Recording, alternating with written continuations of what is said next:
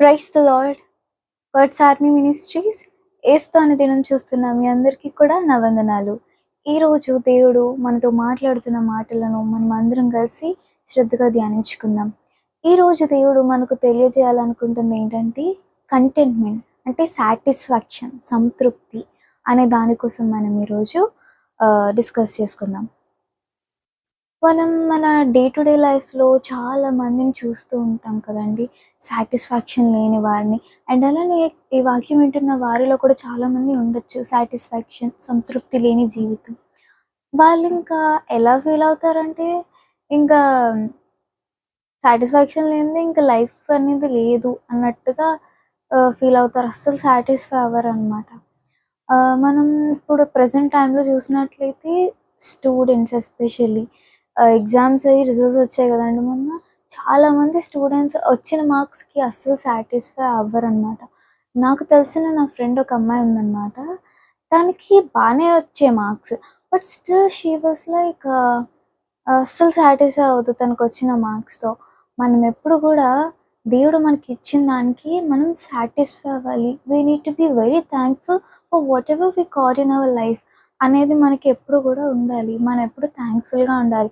అంతేగాని వాళ్ళతో వీళ్ళతో కంపేర్ చేసుకొని, ఆ అమ్మాయికి ఎన్ని మార్క్స్ వచ్చాయి, ఆ అబ్బాయికి ఇన్ని మార్క్స్ వచ్చాయి, నాకు రాలేదు అని చెప్పి మనల్ని మనం తక్కువ చేసుకొని ఎప్పుడు కూడా డిస్సాటిస్ఫై అవ్వకూడదు. సాటిస్ఫైడ్‌గా మనం ఉండాలి. మన వర్క్ ప్లేసెస్‌లో గానీ, స్కూల్, కాలేజెస్ ఎక్కడైనా కూడా మనం ఎప్పుడు కూడా మన పనిలో మనం చేసే వర్క్‌తో ఎప్పుడు కూడా మనం సాటిస్ఫైడ్‌గా ఉండాలనమాట. రోమీయులకు రాసిన పత్రిక 8వ అధ్యాయం 28వ వచనంలో ఇలా ఉంటుంది కదండీ! దేవుని ప్రేమించు వారికి అనగా ఆయన సంకల్పం చొప్పున పిలువబడిన వారికి మేలు కలుగటకే సమస్తమును సమకూడి జరిగించుచున్నవని ఎరుగుదుము. దేవుడు ఆయన ప్రేమించే వారికి ఆయన సంకల్పం చొప్పున ఆయన దయచేస్తాడు.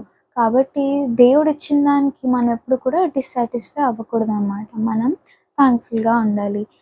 మనకు బెస్ట్ ఎగ్జాంపుల్ చూసినట్లయితే 73rd సామ్ 73వ కీర్తన, ఆసాపు రాసిన 73వ కీర్తన.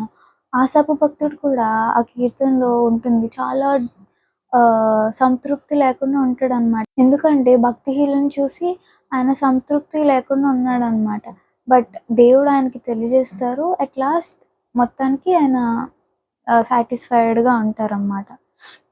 సాటిస్ఫాక్షన్ అనేది చాలా ఇంపార్టెంట్. ఎందుకు అంటే మన లైఫ్‌లో సాటిస్ఫాక్షన్ లేకపోతే ఆనందం కూడా డెఫినెట్‌లీ ఉండదు.